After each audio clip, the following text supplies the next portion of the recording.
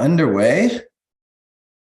I do have to do a couple of shenanigans to get the website all up to date, and then I will start my spiel on alchemy for y'all, which I'm excited about. Okay, here we go. It won't be long. It won't be long.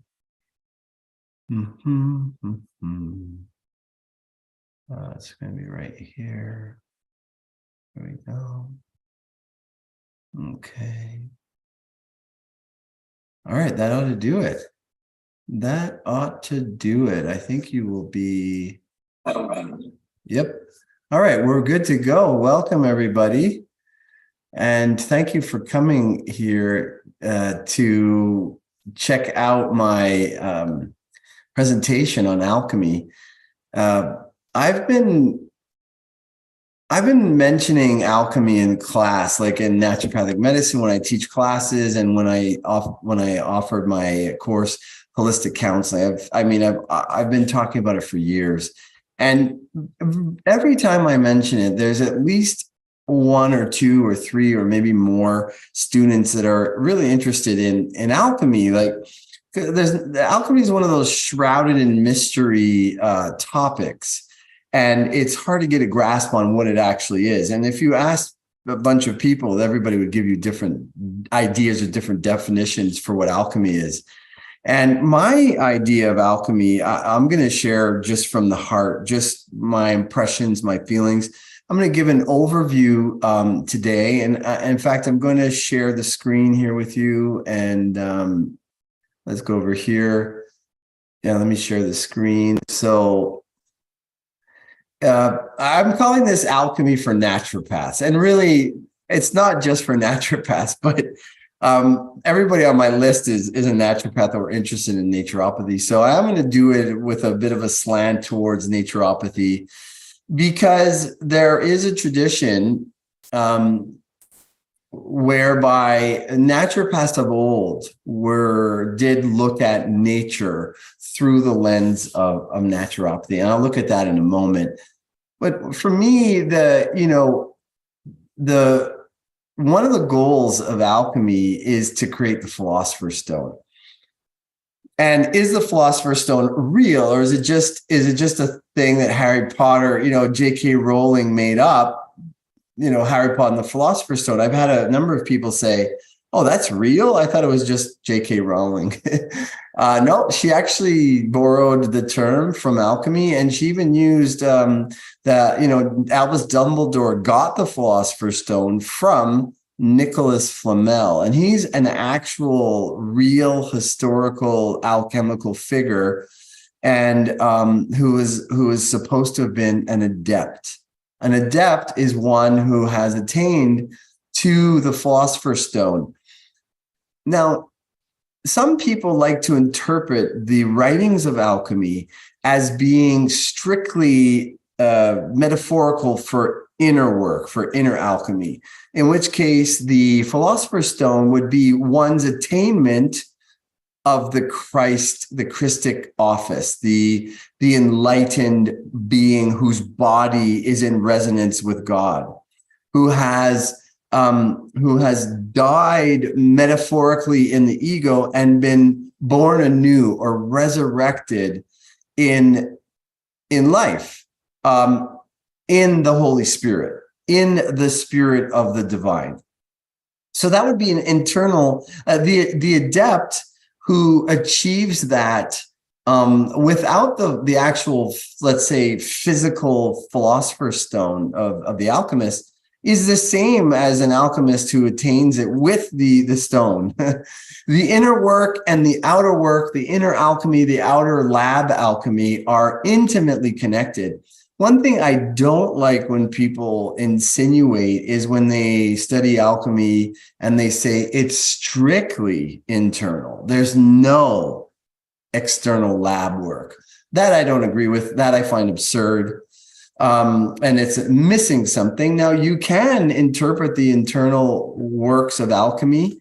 You can interpret the writings of the ancients and the alchemical adepts as being for internal, you can interpret it that way, but it's also for external. Literally, you're looking for substances in nature. You're manipulating them, altering them, transmuting them into very, very exalted medicines, exalted means of transformation of our bodies and our emotional bodies and our mental bodies into bodies of gold. And I don't mean literally physical gold, but what a philosopher would call our gold. Whenever in alchemy you hear the word our, it means it does not, and ours, O-U-R, as in the possessive. It means it doesn't refer to the crude substance. So when somebody says our gold, they're not talking about vulgar gold, regular gold that you dig up in the earth as an ore that you make jewelry out of. That gold. No. When they say our mercury, they're not talking about quicksilver, the really cool metal that rolls around on your floor if you break a thermometer. They're talking about something else. And I'll get in. I'll see if I can get into that. I might do another one depending on the interest. We'll see. But really, for me, the alchemist, the goal of the alchemy is to understand nature. And it's probably a tool that brings together all of the interesting mystical cosmologies like astrology, astronomy, Hermetic science, Kabbalah, and quantum physics. I mean, alchemy really, for me, is like this fulcrum, the center point that brings together at least a lot of the things that I've had a great interest in. And alchemy has been practiced by through different traditions and through different nations. For instance, the Chinese alchemy is practiced by the Taoists, and also Indian alchemy by yogis, in particular the Siddha yogis of Tamil Nadu, the southeastern state in India. And I practiced Kriya Yoga, and it's one of the things that attracted me to Kriya Yoga is the yogis were largely into alchemy, just as the Taoists are. And in fact, there is a correlation between Taoists and Kriya yogis and other yogis that are into alchemy.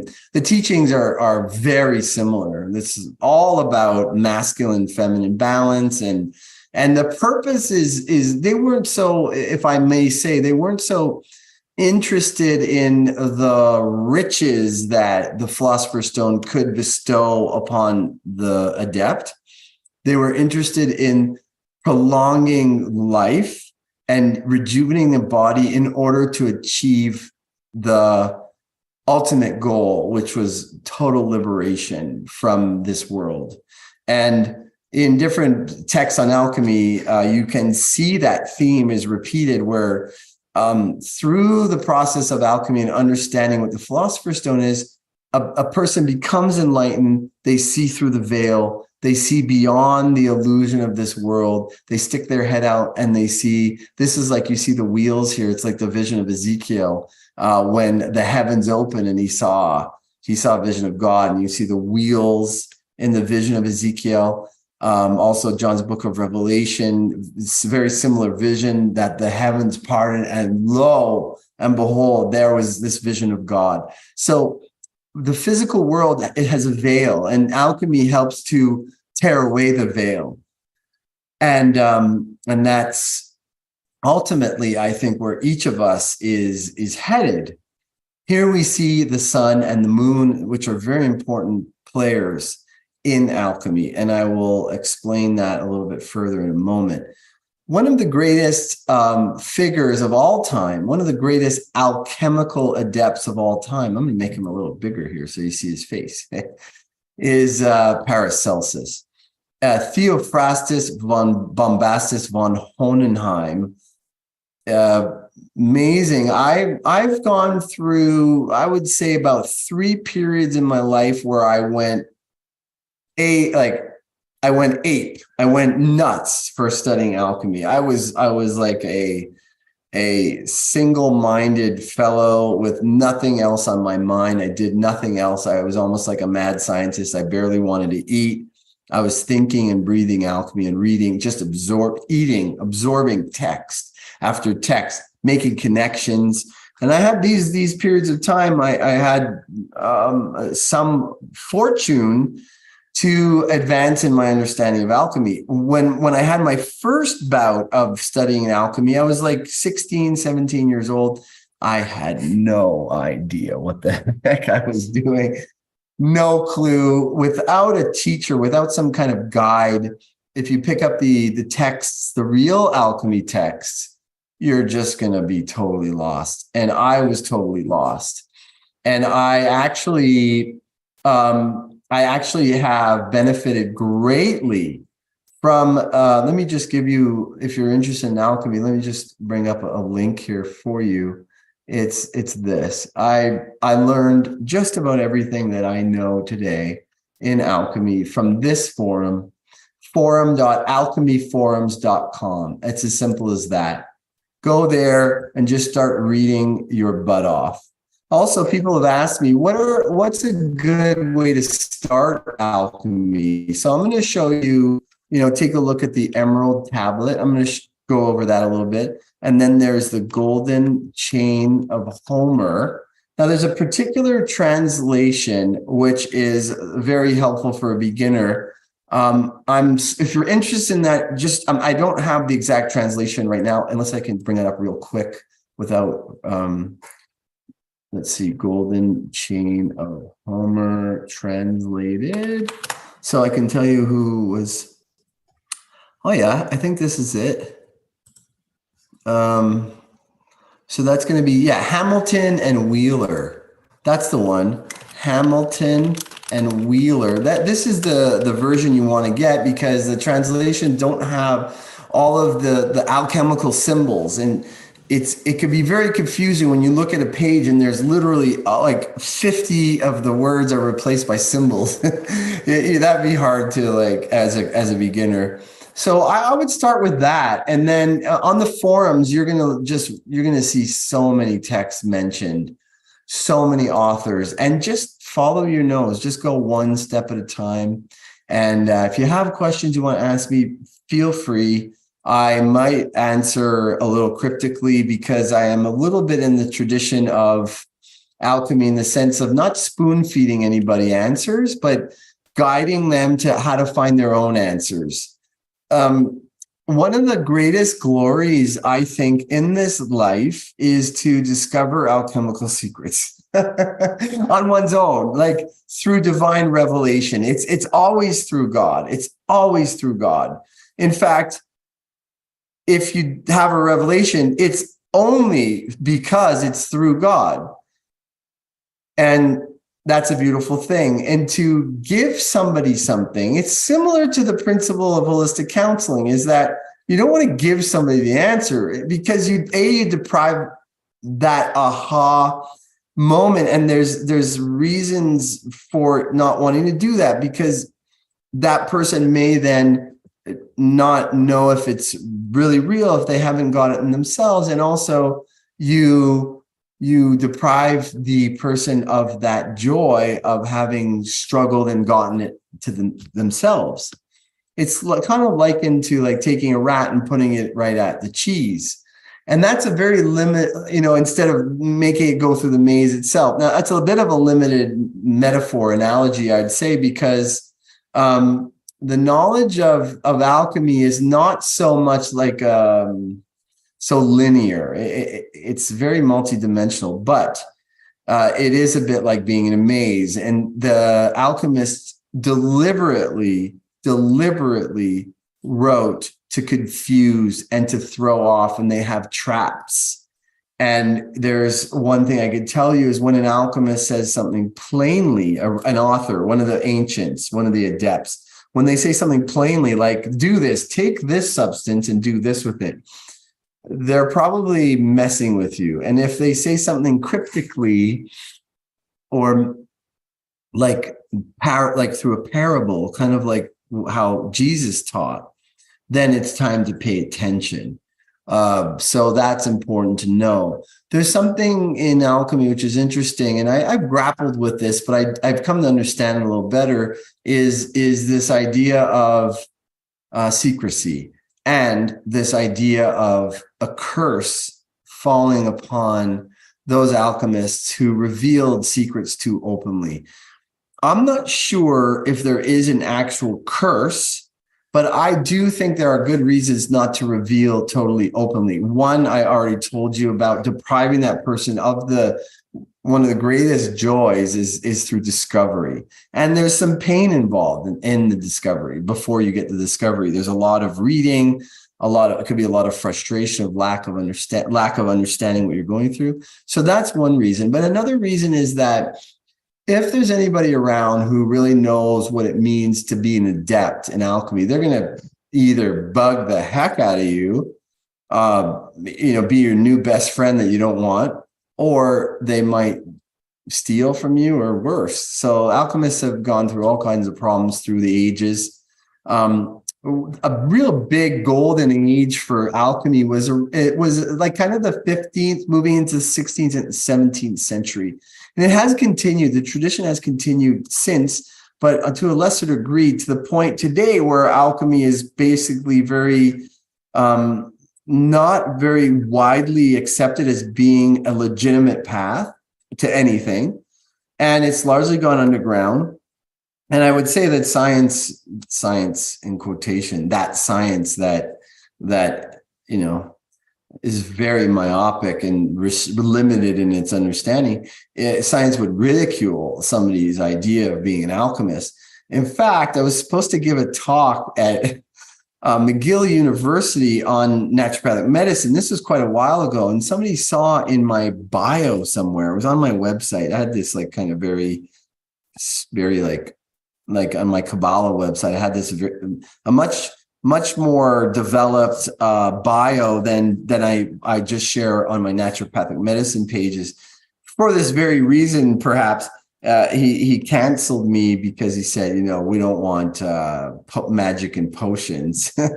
They thought I was going to talk about like alchemy and magic and potions. They wanted, serious science about medicine.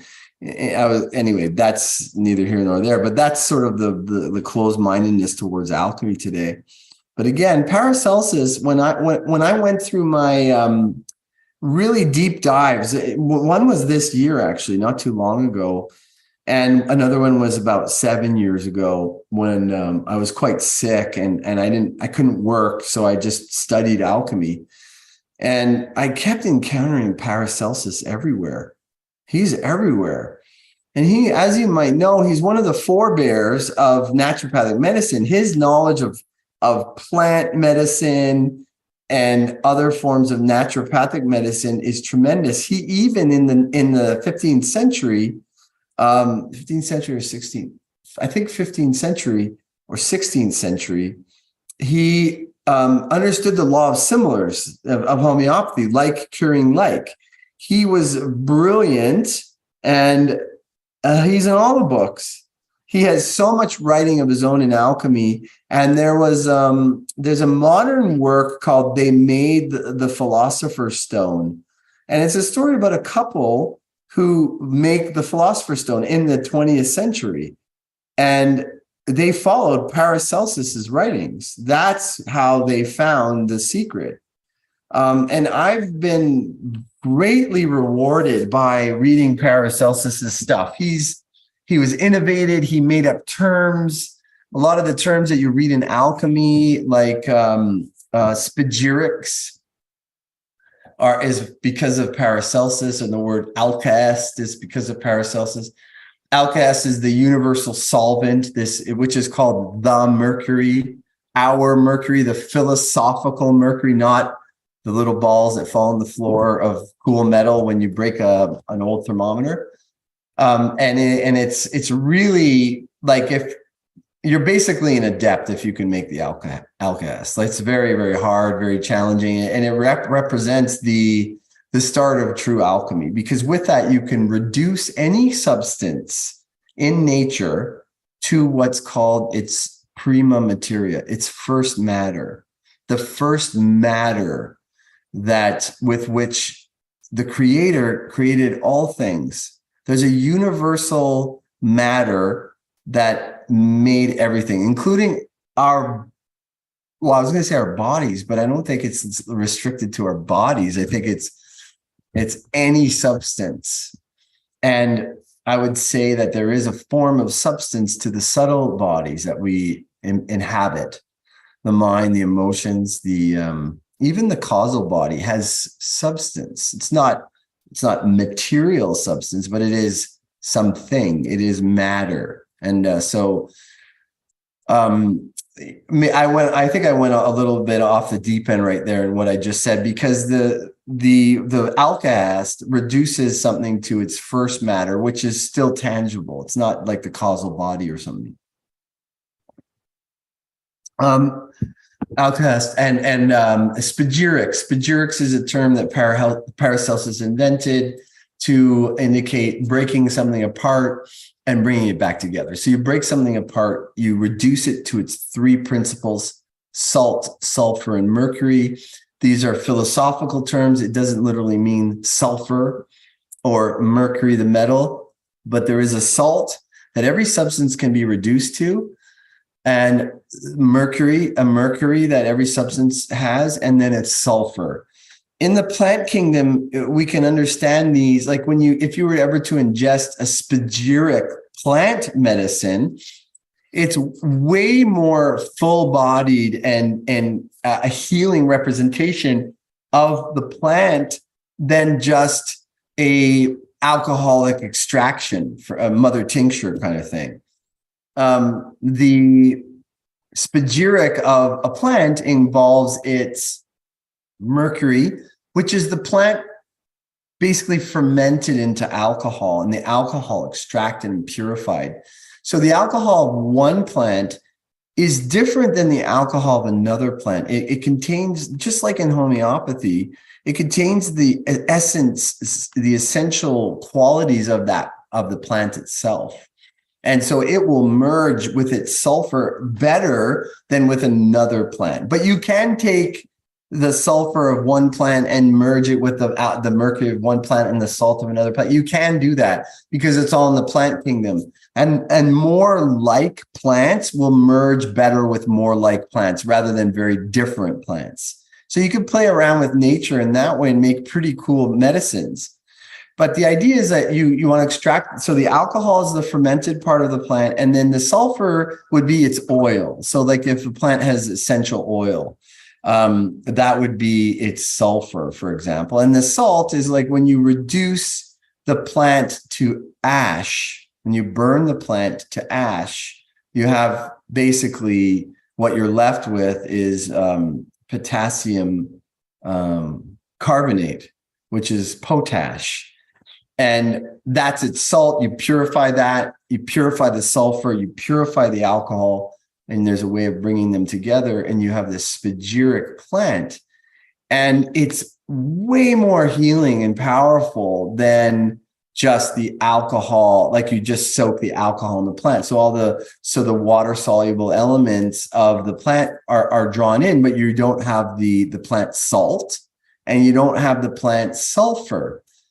And you don't even have the real mercury of the plant because you didn't ferment that plant itself. You just use alcohol as a means to take out these water-soluble elements. So this is how alchemists think along these lines. And it is one thing I've learned, and I would highly recommend if you're going to study alchemy, if you want to get into it, is you've got to get really good at suspending all things that you think you know about nature.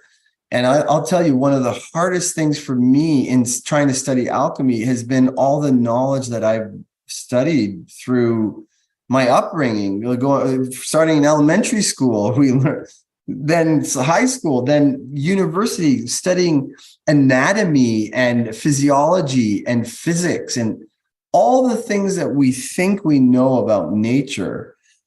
some are helpful. Some are helpful, and it's actually good to know chemistry, organic chemistry, any knowledge is helpful. But one of the most important mindsets, the frame of mind to have when studying alchemy and practicing alchemy, is to have this sort of sense of not knowing, of being open to discovery, of being curious, and of being imaginative. And if we're too know-it-all, if we're too, I know this because I read it, or I know this because I'm a scientist, or I know this because I'm an engineer, or whatever, that kind of attitude, we're going to have a very hard time in alchemy. It's just going to be like, you're not going to get very far. I don't think. Maybe you will, but possibly you might have a hard time. So, all right. So God bless Paracelsus and all his awesome work. And thank you, Paracelsus, if you're watching this. Love you, man. Okay. So I'm going to go into one of the texts. Like, when you study alchemy, there's really, it's very helpful to study other traditions that help to elucidate alchemy. And one of those is astrology, and another is Kabbalah, and another is Hermeticism, the Hermetic arts. One of the great Hermetic texts is called the Kabbalion, and you could check it out. There's a few. I think there's 10 axioms. So these are some of the axioms that I pulled out for today for the introducing this aspect of male and female. So here's one. Everything is dual. Everything has its pair of opposites. Like and unlike are the same. Opposites are identical in nature, but different in degree. Extremes meet. All truths are but half-truths. This is an important one, and I hope to expand upon that more. And in fact, I want to even start using this. I'm actually starting to introduce it to teach this axiom in particular. All truths are half-truths in my advanced course in holistic counseling, which is part of the program that I teach. All paradoxes may be reconciled. Okay. So that's the law of polarity. Polarity equals power. All things are dual. Everything contains its opposite. So, and the rest is kind of, there are different ways of seeing this principle of polarity. So the law, everything flows out and in. Everything has its tides. All things rise and fall. The pendulum swing manifests in everything from one side to the other. The measure of the swing to the right is the measure of the swing to the left. Rhythm compensates. So this is the rhythm of life. We breathe in, we breathe out. The sun and the moon, day and night, these are all opposites flowing in and out. I heard an amazing Shaolin monk, a Chinese man, describe this pendulum thing. He says that when you desire something, you draw it to you, like you're pulling it to you. And it's like he used, he had a really cool little gizmo way of saying this. So I'll just use a pen. So he says you desire it, so you pull it towards you. And because you pull it towards you, you won't be able to hold on to it, or it will slip out of your fingers at some point and it will fall the other way. So the pendulum will swing this way, away. And if you are so averse to something, you're afraid of it, or you're averse, you never want to hear it, you don't want to see it, you're scared of it, you're pushing it away. If you're pushing that something away from you, then at a certain point, you just can't push it away, or you will slip in that effort and it will come and it will come towards you. So that's a wisdom. Again, a Taoist, Shaolin monks, they do have this as background in Taoism, or they can at least, and that's one of them. So here's another one. So that's the law of rhythm. All things are in some way circular, spiral, cyclic, and in order to function the best way, you must adapt to live in harmony with natural rhythms. We're going through a natural rhythm right now. It's an unnatural, unholy rhythm, which I'm going to hopefully have time to get to today. But in aspects of the masculine, the feminine. So here's the last thing. Gender is in everything. Everything has its masculine and feminine principle. Gender manifests on all planes. The law of gender, the law of polarity is the law of gender is the law of polarity applied. Everything is both masculine, feminine components and energies. And that is so true. We're going to look at how that is the case. Like, for instance, if we look at here, wait a minute, what am I doing? Okay. If we look at in astrology, the whole zodiac sign. So we sit on the earth and we look up in the stars, and it's all made up of opposites. Like, for instance, if you look at Leo, well, hang on a sec. Let me do a more clear example. So let's look at Cancer. Cancer is ruled by the moon, right? So here we see Cancer. Here you see the moon. What is opposite that? It's Saturn in Capricorn. Saturn is the father, and the moon is the mother. Opposites. If we look at Aries, here's Aries, is ruled by Mars. What's opposite? Libra, ruled by Venus. So Mars and Venus are opposites, masculine and feminine. If you look at Leo and Aquarius, Aquarius has to do with humanity, everybody. And Leo has to do with the self. It's me. That's Leo. So the sun, look at me. But when we think of like humanity, it's for the all. So these are opposites. It's all like that. Pisces is very dreamy and creative, and the 27th degree of Pisces is the point of unconditional love. Virgo is very very detail oriented and very focused of the mind. Like, Virgos make excellent accountants, and a lot of accountants become Virgos because they love organizing numbers, and they're very focused to a point. And the 27th degree of Virgo is opposite the 27th degree of Pisces, unconditional love. And it is the point of absolute nitpickiness. Right? Like, what's the opposite of unconditional love? Well, being nitpicky and focusing on like picking things apart, so to speak. Judgment, you might say. So Taurus is ruled by Venus, and Scorpio, opposite, used to be predominantly ruled by Mars until we added Pluto as a planet when we discovered that. But there's other opposites. So everything is made up of opposites. The two closest planets to Earth, I put closest in quotations for my flat Earth friends out there. But cosmologically, the two most important or closest planets are Mars and Venus, and planet Earth sits as a sort of balance between them. And just as we sit here between heaven and earth, humans, we sit in this balance of opposites. That's what I wanted to illustrate over here. So let's go back to where I was. So again, gender is everything. Masculine and feminine principles. Gender manifests on all planes. And this is what the alchemist is concerned with. The internal alchemist, definitely the Taoist, Tao is all about yin and yang, the balance of yin and yang. And in yoga, this has a lot to do with the balance of the masculine and feminine principles through the three gunas, which is the guna of rajas, which is like action and activity and movement, and then a tamas, which is passivity and the kind of non-movement. And if we're too rajasic, too much movement, we're too yang, too much effort, too much will. If we're too tamasic, we're too passive, we're cold, we're lazy, lethargic. And the idea is to come into sattva. Sattva is the balance of these opposites, and everything is about sattva. And in the yin and the yang, it's not about being too yang or too yin, but it's about finding a balance between the two. I should say I read this book, which is kind of remarkable. It's called, I'll just put it here. It's called The Wandering Taoist.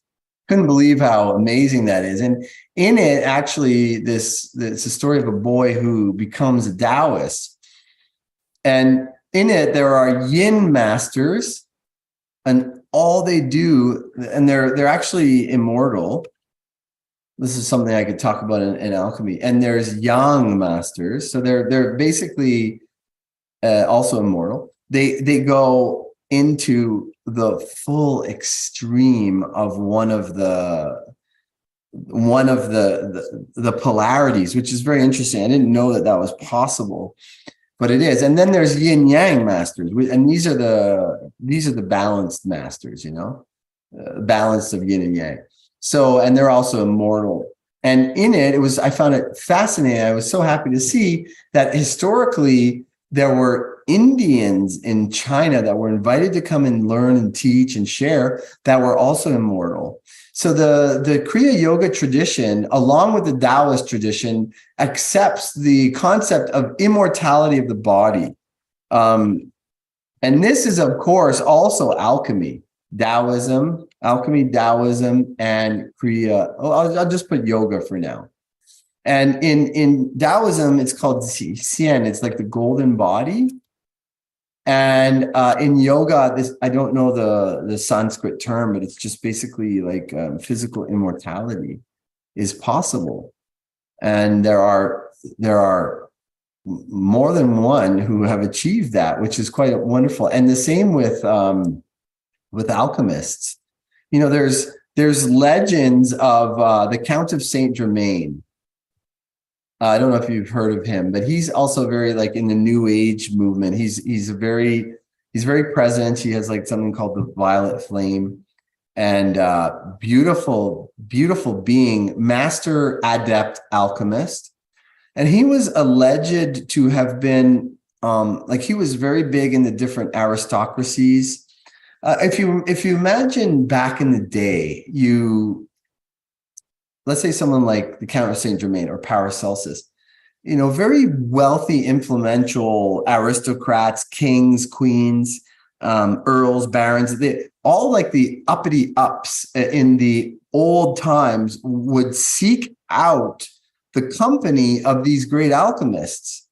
And the Count of Saint Germain apparently is painted in the portrait with different, like royalty people, like kings, queens, or counts, other counts, dukes, earls, duchesses. He's painted in the pictures across many centuries. So that's amazing. And I know, like, for instance, there's a book called Lapidus. It's by Artifice. And he basically starts the book by saying, I, Artifice, with 1,000 years over my head, grow weary of this life, and I want to pass on my knowledge. So he wrote, I don't know if we don't have proof for that, but I'm just saying this is part of the tradition. He wrote that he was 1,000 years old, and I believe it's possible. In Kriya Yoga, there's a master called, Babaji, and he just had his birthday yesterday. His birthday was in 2003 AD. So he's getting up there in years. He's more than 1,000 years old. He's almost 2,000 years old. So he achieved to the body immortality. And this is the highest level, provided that one is submitted to God. Because I think if you can take the Philosopher's Stone and you could be an evil person, you could be a bad person. That's why alchemists are very careful about it getting into the wrong hands. I think my theory is that it's already in the wrong hands, and it has been for a long time. And some of the people that would like to rule over the planet, who have bodily immortality, but they didn't get to that in a pure sense, like through submission to the divine, through death and resurrection. Not literally physical death, let's say like Christ did, which is very, very advanced, but that's possible too. But in like death of the ego, like total letting go of all control, all sense of identity, of this is who I am, and just merging with God. if they didn't get to it that way and they just had the stone, I don't even know if that's possible, to be honest. I part of me wonders or doubts that, but I do also think that some of them have that. And so they're patient. They're very patient in their plans. They don't mind if something takes 100 years to unfold or 200 years. That's a possibility, which I don't know how to verify, but in any case, when we're dealing with polarity, you may have heard of the four worlds, the Kabbalah's four worlds. It's the world of Atzilut, the world of Bria, the world of Yetzira, and the world of Asiya. Well, the very world of Yetzira is a world of polarity. It is a world of yin and yang, of positive and negative. And it's also known as the astral world. So when we're just living in the material level of reality, you can see something like conventional medicine. But when we go up in consciousness and deeper into the nature of reality, then we see things in terms of yin and yang, of polar opposites. We have the understanding of electricity, which hasn't always been there. Well, how did that happen? That was weird. Formation, action. Anyway, here we go. Let me get that out of there. There wasn't always the understanding of electricity, but when humanity's consciousness evolves into more of the astral influence, then we start to feel and understand, traditional Chinese medicine, opposites, yin and yang. We understand alchemy in this regard. And then I won't get too much into the other worlds, but I'll just share a little fun tidbit with you. As far as I understand, when we die, we go our not the physical body, but our subtle body and the causal body goes into the astral world. And that is heaven. That's when people have near-death experiences and they go into this beautiful world of amazing colors and everything. They're in the astral world. And so after a person masters the physical world and they leave the physical world, which has to, like an adept in alchemy could do that. An adept in Taoism and yoga could do that. When they've detached from all material desires, all desires for anything, fame, fortune, the flesh, food, whatever the desires we might have. You can also say it could be a desire for love. Like, let's say a child is raised and they just don't get any love from their parents. They'll grow desiring love. Desire is this pursuit, an attempt to try to get something from the outside. And that is always an illusion.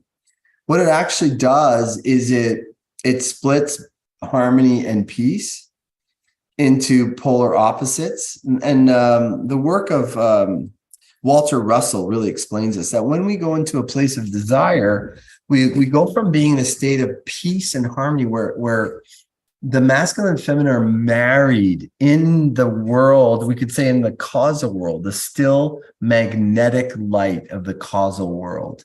Things are at peace. But when we desire, we break apart that peace in pursuit of that object. And that object could be as wonderful and beautiful as love. But to seek it outside is always a trap. And this is the basis for holistic counseling, is the idea that what we have, everything, who we truly are, we have everything inside of ourselves. We are truly the microcosm of the divine.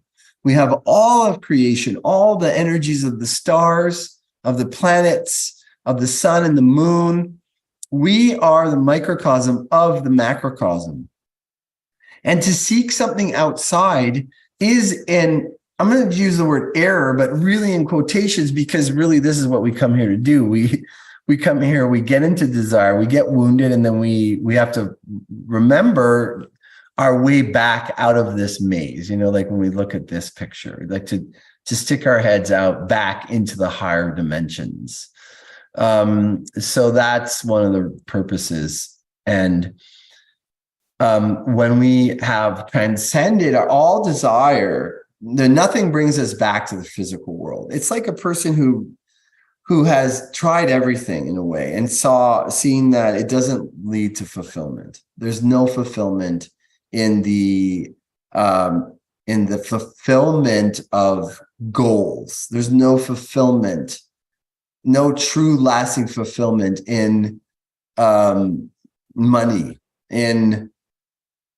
even in relationships. I want to say relationships are wonderful, but there comes a time when a person realizes that the most important thing for them is God and nothing else. Not to say that they don't have relationships and they can't enjoy and appreciate, but it's not a desire. They don't desire it. They don't need it. They don't, maybe they don't even want it, but they can have it if they so choose. Well, when all desires are transcended, it means that we're done. We're done here in the physical world, and we've stopped reincarnating in the physical world by this painful process of, I think it's called dukkha in Buddhism, of reincarnation. It's painful. You go to you die, you go to the astral world, and you're in bliss in heaven, and then you got to reincarnate, ideally squeeze out of the vaginal canal, not get cut out of the uterus in so many births these days. You get smacked into the real world and you start crying because it sucks. Where you just came from was really heavenly, and now there's pain, and it's like in movies where the angels are depicted. One in particular I could think of is the movie Constantine with Keanu Reeves, where I think it's the Archangel Gabriel, and it's played by I forget her name, an actress, and she becomes human. She loses her wings, and she feels pain. It's painful being in this physical world. It's painful emotionally too. When we leave the physical world and we're in the astral, we're in heaven. When we really leave the physical world, this process of dying and being reincarnated and dying and being reincarnated, we stay in the astral world. That becomes our world. And when we die in the astral, we go into the causal world, which is the heaven of heaven. Imagine that. I said I wasn't going to get into this too much, but I love this topic. It's very cool. And there is another evolution for the soul, and it's like when the astral is transcended, and now the causal world is the world, and when they die, they go to the absolute. And perhaps they keep reincarnating and like that. I'm not really sure, but maybe once you get to the absolute, that's it. You don't got anywhere else to go. All right, so let's move on. The alchemist has to learn to observe and copy nature. And there's a very interesting set of glasses that we put on to observe nature. What is special about nature? What do we observe in nature? I'll give you an example. This is very pertinent, actually very helpful to know, because this is one of the guiding lights of alchemy. And there's a question: when do things grow with great acceleration? Like if you look at the regeneration, in the world, when does it happen? It happens mostly around spring and also in fall. What happens in spring? Well, it's the equinox. There's the spring equinox. And there's also the fall equinox. What is equinox? It is two words. It means equi is equal, and nox is Latin for light, and equi is Latin for equal. And what that means is that the night is equal to the day. So there's a balance of nature between these two opposite forces. And that's why magic happens. Because when there is balance in nature, a gateway opens up, which is the union of the opposites of Sol and Luna. Sol, the sun, Luna, the moon. When they are in balance, a magical gate opens up, which is the child that they create. And the child that they create is the stuff of life. And so when the sun and the moon are in balance in the spring equinox predominantly, and then there's the fall, but the spring is rejuvenating and it's bringing in from the death of the winter, restoration of life, return of life, resurrection. And the fall is kind of the fall, leaves are falling off the trees, even though in the fall you could observe flowers blossoming again before, the death of the winter comes again. So when you have these union of opposites, this magic comes out and it causes the flowers to blossom and the grass starts to grow like crazy and animals are rutting and making babies because they're alive. You can feel this life returning to the earth. That life is the magic of alchemy that the alchemist is interested in finding how to hatch, how to store, how to concentrate. And ultimately, as a kind of a clue into the nature of alchemy, the Philosopher's Stone, this thing, is a condensation of the fire of nature, the fire of life, which in part or largely happens at the equinox. Where am I over here? I'm over here. So this is how we observe nature. We see things, the animals are giving birth to life. They are multiplying. In the Old Testament, God gave humans the commandment to be fruitful and multiply. That doesn't just mean have babies, but the sexual energy that is alive in each of us is invigorated around the same time that everything else is invigorated on the planet. And if a person knows how to harness and use that sexual energy, they can certainly, if they so desire, make babies. It's a beautiful form of multiplication, which is very divine. There's other ways of multiplying one's energies, and it involves the transformation. This is internal alchemy of the sexual life force. And that's big in Taoism. It's also big in yoga when you learn some of the advanced techniques like brahmacharya pranayama. That's a powerful way of transforming the sexual energies into beautiful, higher energy. To basically, it's taking Jing in the Chinese three treasures and transforming it into qi. And then there's a way of transforming that qi into Shen, which is the highest spiritual energy in the mind. Okay, so one of the things I mentioned was the Emerald Tablet of Hermes Trismegistus. And this was a depiction of it. This is not the original Emerald Tablet. I don't know where it is, probably in the Vatican archive somewhere. But there's this master adept, Apollonius of Tyana, whose story is that he found this treasure and he wrote of it.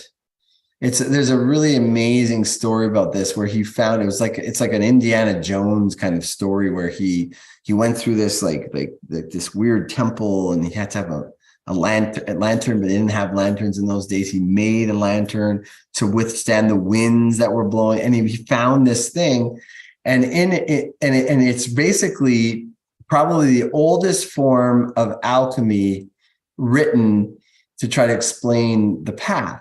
And here I'll share with you some of the key points. I'm going to share with you about half of it. It's very short. There's only like 20 passages in total, and they're short sentences. So let's look at this together. So it's attributed to, first of all, to Hermes Trismegistus, who in the Egyptian tradition is known as Thoth. And Hermes, sometimes is known as Mercury as well, the messenger of the gods, the messenger between heaven and earth. So between heaven and earth is an important theme in alchemy as well. So true it is without falsehood, certain and most true. Thank you. That's good to know that that's what we're dealing with.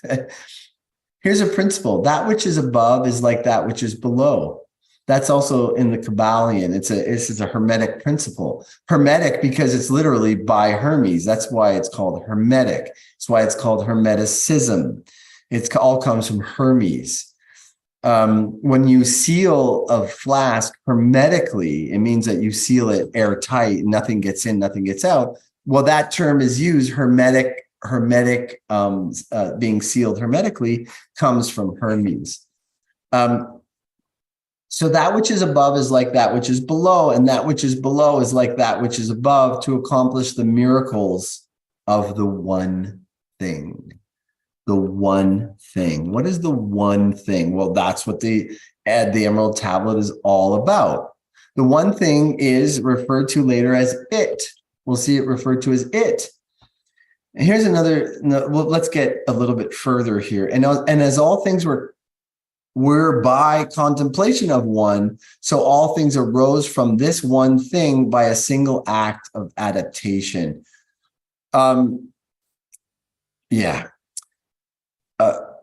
To understand alchemy is to understand creation. And that's a huge task, which involves baby steps to bigger steps to bigger steps to then having full revelation, full experience of the understanding of creation.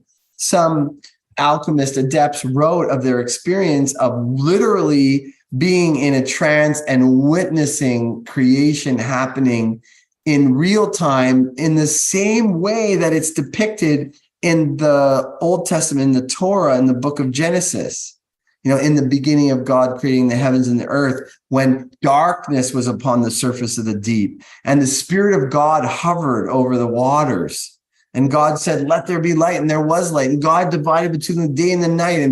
And God said, let there be a division between the waters below the firmament and the waters above the firmament. So that some alchemists say that through their powerful experiences of unity, of union with the one thing, God, they have experiences of witnessing the unfoldment of creation. And this is something which is always unfolding and can be witnessed before our eyes. So another statement here, very powerful. Its father, the one thing, is the sun. Its mother is the moon. The wind carried it in its belly, its womb. The earth is the nurse. It is the father of all works of wonder throughout the whole world. The power thereof is perfect. Thus was the world created. It's so deep. It's so beautiful. And I mean, you can read this and just feel the power of it and even not know, and you can't even grasp one bit of it intellectually. And that's totally fine. It's a deep mystery that's a worthy enterprise, especially if you have some good guidance. And, you know, honestly, the forums that I told you, there's a lot of good guidance there. I think there might even be the problem of too much information. It's like you have so much information, you're not sure what is the good stuff. What is going to be guiding you towards something useful? Anyway, you got to trust your instincts on that and follow your instincts and trust. And the more you learn, the more you are guided to bigger and deeper and better things, I want to say. So observing nature, we see that, I'll give you another example of how we observe nature. That how things begin in life, in the womb of the feminine. So things begin in the womb of the feminine in nature. And even in the Torah, it says, like, after the first day, it says, and there was evening and there was morning the first day. Evening starts the day. It's the beginning of things, the dark. Things start in the dark. When a baby is born, it's born in the darkness of its mother's womb. when seeds are planted, they don't grow out of the soil. They grow in the darkness of the soil. Then they rise up to the light. Then we are pushed out into the brightness of the world. But first we stay in this deeply feminine and subconscious place where the conscious, intellect, the logical brain and the intellect there's no development of that. Children, when they're born, they have only the very finest amount, the smallest amount of intellect. And that develops as they grow. They're all in the place of the feminine emotion. It's all emotion with children. There's very little intellect. They grow that as they go. And then, unfortunately, there becomes this war between the intellect and the emotion and the subconscious, so that the conscious mind is taught that it needs to be in control and not to let the subconscious out. Because, when we're kids, we don't have intellectual reasons to not just smack somebody over the head when we don't like them, like your baby brother. I don't like him. Hit him. No, you can't. Don't hit him. Don't do that. So we're taught don't, and based on our emotion, don't do your emotion. And very often the masculine intellect overrides the feminine. That's a problem. And it's always also a problem for us to live strictly in this subconscious emotion and to have a very undeveloped intellect.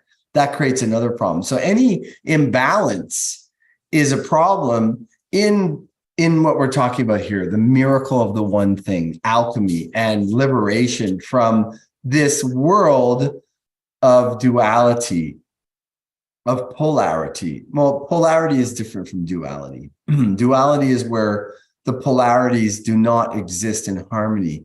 And polarity can be in harmony and could be the sun and the moon being equal and having a miracle of life, right? This rejuvenating energy that comes in the spring, everything grows. Well, if you concentrate that and you take that miracle, then you can make your body basically just rejuvenate to its prime.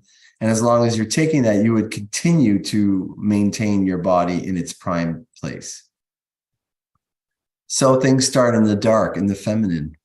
But now here's a question to contemplate. Oops. Where does the moon, like if the cycle of day and night starts with the night and the moon's light comes from reflection of the sun, if the very beginning of things starts with the moon, where does she get her sun? Where does she get the light of the sun? Because the sun hasn't started its existence yet. And this is a very deep thing to contemplate in alchemy. It's basically the idea of the Ouroboros, that the beginning is in the end and the end is in the beginning. There's no time.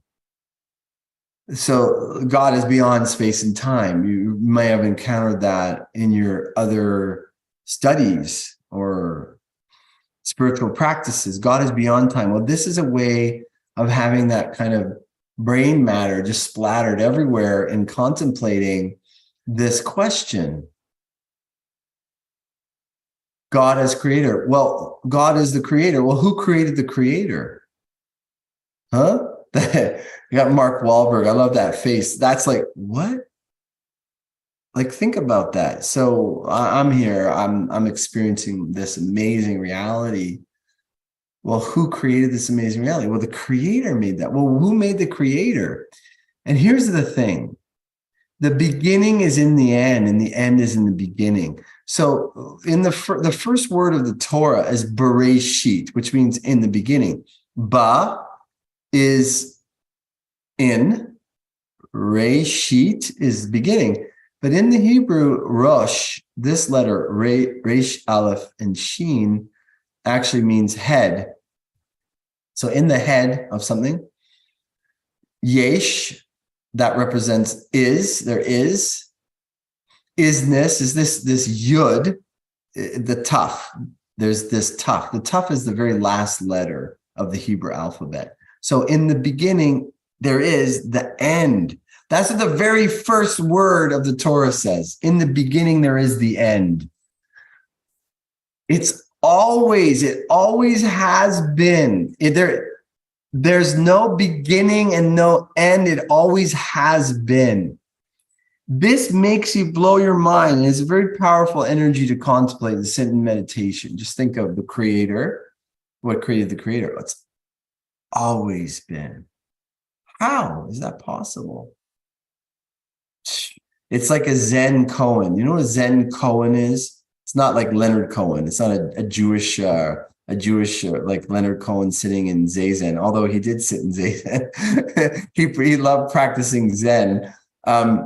It's Koen. It's a Japanese mental exercise, spiritual exercise of contemplation, whereby you contemplate a profound idea, like if a tree falls in the forest and no one's there to hear it, does it make a sound? So you just think about that. And it makes you go into a very deep space when you get to the bottom of the answer. I like to give away the answer in case you're curious. The answer is, it doesn't matter if it does or not. Because if nobody's there to hear it, it doesn't matter if it makes a sound. So that is a principle of us witnessing, giving, our consciousness witnesses the creation. So if a tree falls in forest and we hear it, we witness it, we give it existence. If we're not there to experience it, nothing's experiencing it. So it doesn't matter per se. That's to me what I think the answer is. I can't say I get full grades from a Zen master for that, but I like my answer. And this is a question, well, where does the moon get its light? It's starting the day, and there was evening and there was morning, the first day. Where does it get its light? Well, it's always been there, the light of the sun. The moon starts the cycle of polarity, and the sun is already there with the moon. So as above, so below. That which is in the heaven is like that which is in the earth. As above, so below. One of the things I've mentioned a couple of times, the Torah, when you understand alchemy, you never look at the Torah in the same way again. That is mostly, not just the book of Genesis, but largely in the book of Genesis, largely in the first chapter.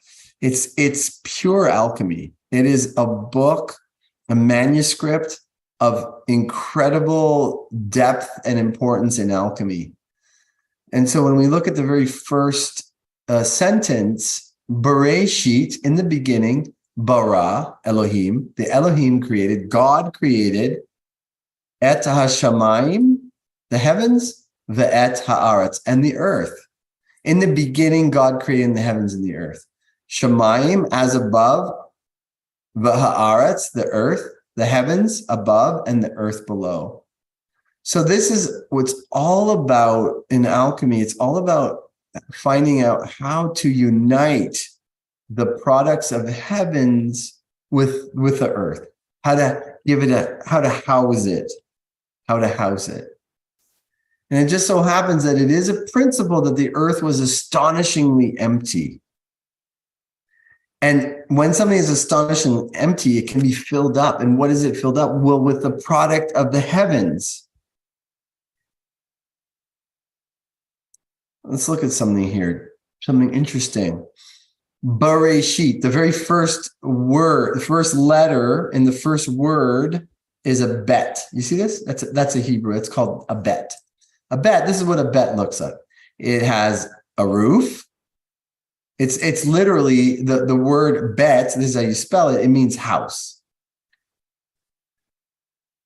So it shows us in the very first word where is this concept of house. The very first letter in the first word of the Torah is this concept of house. Well, what does a house have? It has a roof, it has a wall, it has a door, and it has a floor. But it also represents the heavens and the earth and this intermediary. The intermediary is going to be really important for for marrying the heavens with the earth. There's an intermediary. Well, one might say it is the product that is created by the union of the opposites, of the heavens and the earth. So the first letter in the Torah is not Beit. Beit is the first letter in the Hebrew alphabet is not Beit. The first letter in the Torah is Beit. The first letter in the Hebrew alphabet is Aleph. Aleph represents the oneness, the one thing. It represents the unmanifest infinite that is the basis for all of creation. The world of Atzilut, the absolute. This is what the Aleph represents. It's interesting that it doesn't start with Aleph. You'd think maybe it would start with Aleph, but it doesn't, and it doesn't on purpose. Obviously, it's because the Aleph. This is the beginning of manifestation. In the beginning of God creating the heavens and the earth, of manifesting something. The Aleph is the unmanifest all, the world of the absolute world of Atzilut, where there is nothing manifest. It is the pure beyond space and time, beyond matter, beyond the manifest world.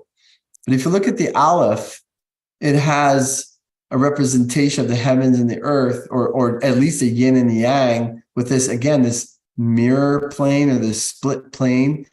This is a yud above the intermediary and a yud below. This is the yin and the yang, the as above, so below. And in the oneness, you see what the oneness is made of. You see the heavens and the earth. You see the masculine and the feminine. You see the yin and the yang.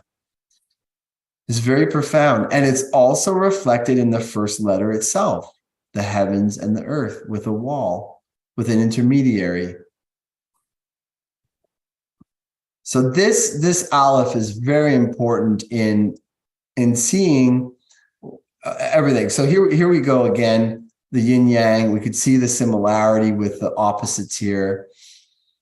This is the Ouroboros, the snake eating its tail, that which is, was, and will always be. I got an extra slide here whoops. Oh yeah, that's the same exact slide. So in the here's another one that you might read by Paracelsus, and it's very interesting to read.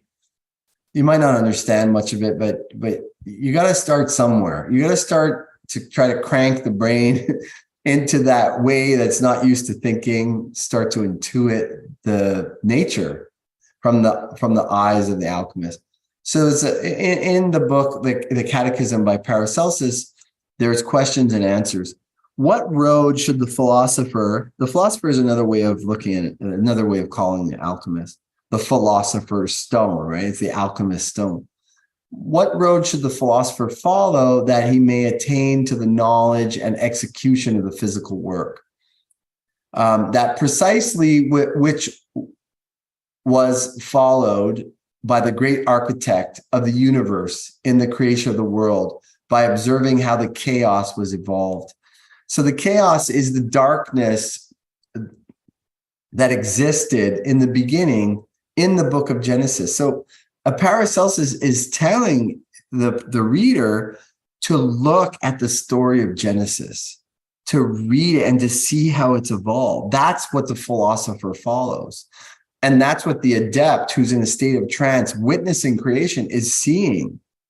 This is this unfoldment of creation. It's quite mind-boggling, really mind-boggling. It's incredible. So the name of God, one of the names of God, is Yahweh, and you've heard that name. This is the Hebrew way of spelling it, Yud, He, Vav, He. And I want to show you something about this name, Yud, He, Vav, He.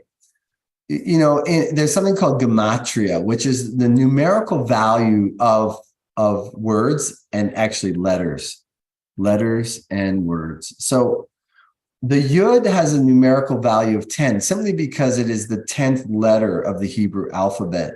He is the 5th. and Vav is the 6.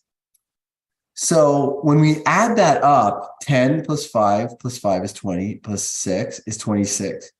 And when we look at the Aleph, we see that there's 2 Yuds, as I mentioned before, these 2 Yuds, Yin and Yang. That's 10 plus 10 is 20. And the Vav, which sits in between, you see it's the same as this letter, is 6. That makes 26. So the name of God, Yahweh, probably the most powerful, one of the most powerful, if not the most powerful name of God, Yahweh, Yud He Vav He. The numerical value is the same as the numerical value of the first letter of the alphabet and its internal gematria. It's very profound. And this is one way that you might write the name of God. This Yud is the point of the divine. The Vav is the intermediary. And this He and this He are opposites. This is the He of the heavens. This is the He of the earth. This is the intermediary. And here is the divine that is all and all. It's just like, so this way of writing the name of God, if you stare at it, it's almost like a hieroglyphic, like an Egyptian hieroglyphic. And you could also gaze upon the Aleph and understand the makings of the heavens and the earth. At that which is above is that which is below. And of course, that is made up of the balance of opposites. Here we have the yin yang, the Star of David. The Star of David is also a symbol of opposites. Let me just see if I could do something fancy here. I'm going to take this here. I'm going to make a new slide. I'm going to paste this and I'm going to just expand this a little bit here. Expand it. I don't need you. Go by. So there are 2 symbols in the Star of David: the alchemical symbol for fire and the alchemical symbol for water. And they are married together in this emblem, the Star of David, which is obviously it's a Jewish symbol, but it's also not just Jewish. It's universal. You could see it in yoga as well, because it's the balance of opposites. And if you look here, the 4 elements that we have in the astrological zodiac, there's the element of fire and the element of water. So if you put the element of fire and water together, you get that Star of David right here. And of course, we human beings are made of this balance of opposites. We have the heavens above us and the earth below. We are the intermediary, in a sense, to that. We have the yin in the front and the yang in the back. We have yin organs and yang organs, masculine and feminine. We have parasympathetic and sympathetic. The sympathetic is the active, when you get into fight or flight, when you're stressed out, you've got to be active. It's very rajasic. It's yang, it's fiery. And the emotion is very feminine, tamasic. It's very cooling. Yin is the feminine inside of us, which is very parasympathetic. Parasympathetic system is when we're relaxing, we're digesting our food, we're going to sleep. This is parasympathetic. When we're active, go, go, go, adrenaline, that's very active, very masculine. That's sympathetic, right? So everything, like the original statement here in the Kabbalion. Hey, how come my here, let me go like that. There we go.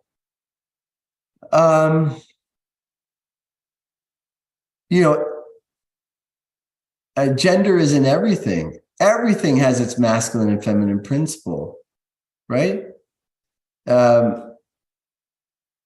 Everything has its opposites, its pair of opposites. So if we have a perspective all truths are but half truths. If we have a perspective, usually that perspective falls on one side of one side of the spectrum. It's usually masculine or feminine. So because you can't convey the stuff that's made of the balance of opposites. It's like in Taoism, it says the way to the Tao. The Tao is the one thing, the miracle of the one thing. It's God. It's that one thing that we were talking about in the Emerald Tablet of Thoth. It's the miracles of the one thing. The Tao is the balance of the sun and the moon. And you can't really convey that through words because it is made of the balance of opposites. And when you take opposites, they neutralize into what you might be tempted to say is nothing. But it's not nothing, it's no thing. It's beyond space and time. And it's like the Christ child, the philosopher's stone. Christ is likened to the philosopher's stone. And just like Christ spoke in parables, you can't speak directly to the miracle of the one thing. So when we're speaking from the world of duality, and therefore we have, let's say we're talking about a truth. Well, then there's always going to be the counterpart of that truth, the opposite of it, which is also true. And we tend to get into these states where we have a perspective, and because the opposite seems to negate our perspective, we deny it. So the left is against the right, and the right is against the left. I'm going to get into this more next time I give a talk on this aspect. In fact, I'm going to go into the tree of life. I'm going to talk about all the makings of the tree of life, the masculine, the feminine columns. This is my interpretation. Traditional alchemy, Kabbalah teaches this opposite, but I have a reason for teaching it this way. I'm going to get into all of this stuff. I'm going to talk politically what the left party is doing, what the right party does, and why they're at odds. They're at odds because they're being massaged to be at odds. It's the worst possible scenario because all truths are half truth. So the truth of the left is only half true. The truth of the right is half true. When we bring together the truths of the masculine and the feminine, which is also very similar to left and right, we get the magic of the divine union. And again, that can't be expressed in words. When we look at the four worlds that I was sharing with you earlier, where's my little four worlds page? Here. So this is polarity. When the polarity is unified, we are in the causal world. The causal world is the heaven of the heaven. This is heavenly, being in this world of masculine and feminine. But where they're united as one this is where the Christ sits on the throne. And this is the vision of John's book of Revelation, the vision of Ezekiel, Christ sitting on the throne. It's incredibly beautiful, but the mind can't grasp it. You can't describe it. It can only be experienced, the same as the Tao.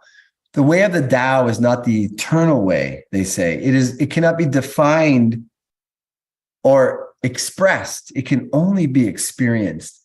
And this causal place where there is a unification of opposites, it's the stillness where there's no desire because there's total fulfillment in the heaven of the heaven. There's nothing to desire. It's pure joy. The angels and the 144,000 ascended masters, along with the 24 elders and the 4 beasts of the apocalypse, stand around in chant in absolute joy, giving glory to the Creator, glory to the Christ child, which is made of the balance of the sun and the moon, the child of the sun and the moon. The miracle of the one thing is the Christ. And I wish you all the best. If I don't connect with you before Christmas, blessings on Christmas. Let the Christ energy fulfill every cell in your body, every cubic inch of your mental, emotional bodies. And may you find sattva, that imbalance of the masculine and the feminine. And for Hanukkah, may the Star of David in the menorah and the Hanukkah, may the lights of miracles shine on you. And for every other identifier, let the universal one shine on you and be revealed to you as deeply as you are open to it. May that be, that's my wish for you for the coming holidays, for the new year.